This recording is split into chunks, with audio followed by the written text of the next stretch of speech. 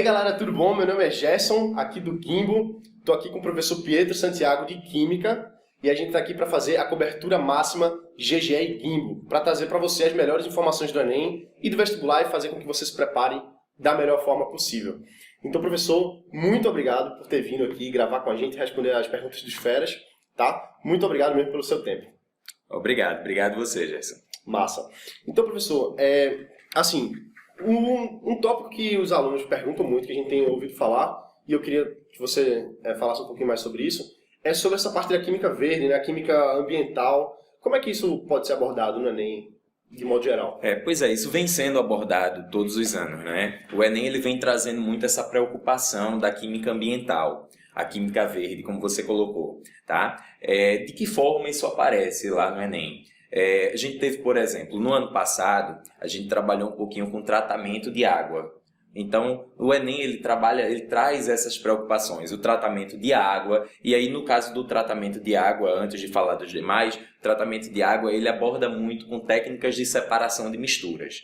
Então, ano após ano, a gente tem aqui algumas técnicas de separação de misturas que aparecem no vestibular do Enem. Ok? Então a gente usa também essas técnicas para tratamento do lixo. Certo. Então no tratamento de lixo aparece aqui algumas técnicas de separação. Agora outros problemas ambientais também estão presentes na prova do Enem, como a questão da chuva ácida, efeito estufa, né? Problemas referentes à acidificação de solos. E aí o que eu queria lembrar ao fera é que os compostos inorgânicos eles vão estar ali muito presentes na questão da chuva ácida, por exemplo.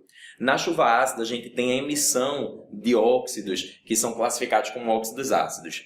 Esses óxidos, eles reagem com a água da chuva, produzindo um ácido. E aí a gente vai ter um problema de impactos, vários impactos ambientais associados, como a acidificação de solos, a acidificação de rios, de lagos. E aí a gente tem diminuição de pH, né, desses rios, e aí a gente vai ter problemas com o ecossistema local, né?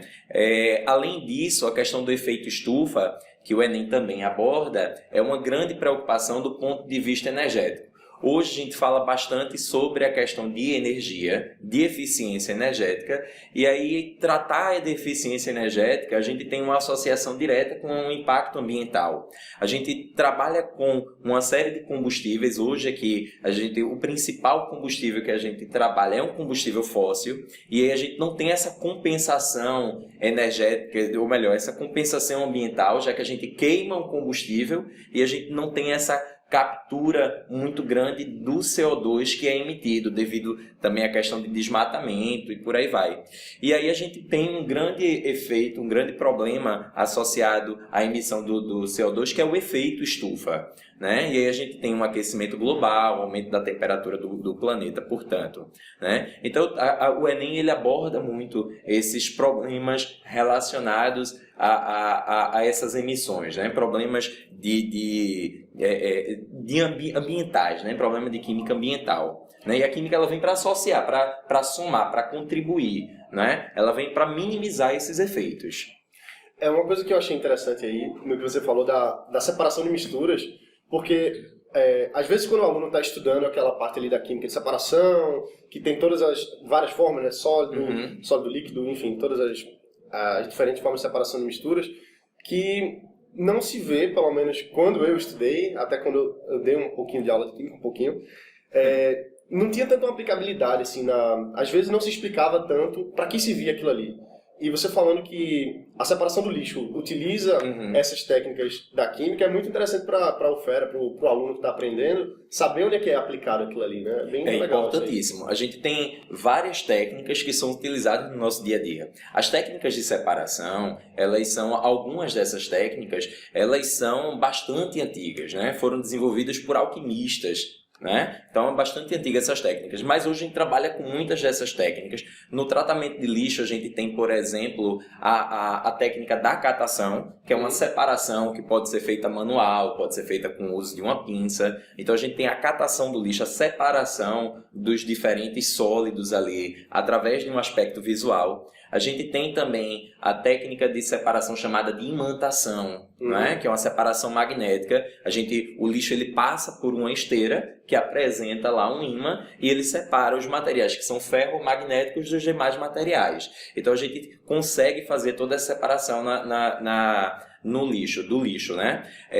Também no tratamento de água a gente tem técnicas de separação como a filtração. Então a gente vai filtrar desde a captação, a gente capta a água e logo na primeira etapa a gente usa uma filtração, que é para retirar o que vem junto com aquela água que está sendo captada do manancial. Então às vezes vem galhos, vem materiais de lixo que tem no próprio ambiente, e aí a gente usa a filtração. A gente tem uma filtração, uma segunda etapa de filtração, onde a água ela passa por cascalho, por areia fina, areia mais grossa, para também retirar sólidos que estão ali presentes, né? Entre outras técnicas de separação e aplicabilidade. Todas elas apresentam alguma aplicabilidade, né? A centrifugação, por exemplo, que é utilizado para separar as partes do sangue, para fazer exames, não é isso? Então, tudo isso tem, sim, uma aplicabilidade. É legal ver isso no Enem, porque justamente você vê a aplicação direta daquilo ali que você aprende em sala de aula, né? É verdade. Legal. Deixa eu te fazer uma pergunta. Uma das coisas que eu acho que os alunos mais têm medo é porque a química ela usa muitos cálculos. Isso. Né? Assim, como é que o aluno pode esperar que vai cair no Enem? Ele tem que saber todos os cálculos? Como é que funciona isso aí para o aluno que está fazendo o Enem? Pois é, Gerson. Veja só, existem cálculos na química que são específicos do estudo da química, né? Então a gente tem cálculos como mol, que é uma unidade química de medida de quantidade de matéria. A gente tem massa molar, massa molecular, não é isso? Então são unidades químicas. E aí, onde é que o Enem ele trabalha muito isso? Uma das formas de aplicação desses cálculos estão associados a cálculos estequiométricos. Esses cálculos são cálculos de medidas de quantidades. A gente consegue prever quantidade de uma substância que deve reagir é a quantidade de uma substância que vai ser produzida após um processo de reação química. Então, quais as unidades que a gente vai trabalhar para isso? A gente vai trabalhar com unidades específicas da química, átomos, moléculas, íons, né? Mol de moléculas, tá certo? E vai trabalhar também com unidades que a gente trabalha no nosso dia a dia, que a gente conhece como massa, volume e entre outras. O cuidado que o Fera deve ter é quando na estequiometria a gente tem reagente em excesso, reagente limitante, tá certo? Quando se trabalha com grau de pureza, né? Então, às vezes, o Fera, ele desenvolve todo o processo, todos os cálculos estequiométricos, esses cálculos, eles são teóricos, então acontece para 100%, né? E esquece de trabalhar com rendimento, com pureza, na verdade, e com reagente em excesso e limitante. Então, a gente precisa tomar só um cuidado com essa parte, né? Mas os cálculos, eles são cálculos diretos. O Fera ele precisa saber o que é dado e o que é pedido, identificar bem isso, né? Outro cuidado que ele tem que ter é de estabelecer a reação e balancear corretamente essa reação. Na verdade, então trabalhando, fazendo todo esse balanceamento da reação e desenvolvendo os cálculos de maneira sistemática, o Fera ele consegue tranquilamente desenvolver essas questões. Lembrando que estequiometria tem caído todos os anos no Enem. Então é uma forte tendência para continuar acontecendo, né? Com certeza. O aluno ele tem muito medo das fórmulas, né? Químicas, assim. É necessário decorar todas aquelas fórmulas todas ou como é que ele pode se preparar aí? Pois é, veja só, para os compostos inorgânicos, os compostos inorgânicos mais cobrados são ácidos, bases, sais e óxidos. Todos eles, o Fera precisa saber a formulação, precisa conhecer bem a nomenclatura e as principais classificações e propriedades. Então, o que o Fera precisa conhecer bem é saber montar as fórmulas a partir da nomenclatura e saber o nome a partir da fórmula. Então, isso é uma habilidade que o Fera ele tem que conhecer bem. Tá? Agora, existem regras para estabelecimento dessas fórmulas. As fórmulas elas não são atribuídas aleatoriamente. Então, o Fera precisa acompanhar como são essas regras para estabelecer a nomenclatura e a formulação. E aí se ligar um pouquinho mais nesses detalhes. Tá? Existem bastante particularidades, algumas exceções, que o Fera também já está ligado nisso. As classificações, elas são importantes também. No caso, por exemplo, dos óxidos, a gente tem, dentre as classificações, a gente tem a classificação de óxidos ácidos, óxidos básicos. A gente falou um pouquinho atrás de chuva ácida, por exemplo, né? Então, a chuva ácida ela é produzida pela presença de um óxido que é ácido. Então, como o Enem ele trabalha com chuva ácida como tema de química ambiental, ele precisa conhecer quem são os causadores, os óxidos ácidos. E aí o Fera também precisa saber bem quais as reações que esses principais compostos orgânicos eles apresentam. Então, um óxido ácido é aquele que, na presença de água, ele deve produzir um ácido, né? Além da chuva ácida, a gente precisa propor alguma solução para problemas causados pela chuva ácida. Então, por exemplo, um dos problemas causadores causados pela chuva ácida é a acidificação de solos. Uhum.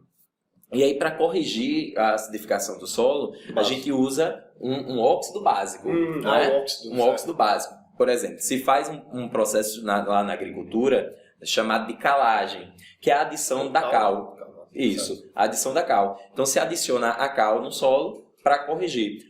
O óxido básico ele tem comportamento de uma base. Então, ele deve neutralizar esse ácido. Né? Então, tá aí. A gente precisa conhecer as funções e conhecer as classificações. Classificar um óxido quanto a ácido, básico, neutro, anfótero. Classificar os ácidos quanto à força de um ácido, quanto à volatilidade dele. Classificar as bases, tá certo? Classificar também os sais, enfim. Então, a gente precisa conhecer, saber a formulação, saber a nomenclatura e classificar cada um deles. Lembrando também que a gente precisa diferenciar um do outro. Né? Então, para diferenciar, a gente pode ir lá naquelas propriedades. Saber que um ácido ele apresenta um sabor azedo, um ácido ele desidrata a matéria orgânica, né? Saber que ácidos também são substâncias capazes de conduzir eletricidade. Isso também vale para as bases, que também são eletrólitos, também são capazes de conduzir eletricidade em solução aquosa. Né? Saber que a base apresenta um sabor adstringente, aquele sabor que trava na língua. Então, conhecer essas particularidades, essas propriedades que cada uma função ela apresenta para poder diferenciar bem. Massa. Certo? Então, professor, a gente está meio com o tempo já meio que acabando aqui, mas eu queria agradecer mais uma vez por você ter vindo e falado aí com os nossos feras, o pessoal que está acompanhando a Conexão Máxima, cobertura máxima, GGE e Gimbo. Então, muito obrigado por ter vindo. Valeu. Eu acho que foi muito legal a conversa da gente aqui agora. E muito obrigado. A gente se vê na próxima, espero. Ok. Obrigado, Gerson. Obrigado, Fera. Boa prova para vocês. E aí, pessoal, vocês aí, deixem um comentário aqui embaixo, certo? Escreve aí o que vocês acharam do vídeo. Deixa seu comentário que a gente vai ler tudo que vocês estão falando. Valeu e até a próxima. Até a próxima.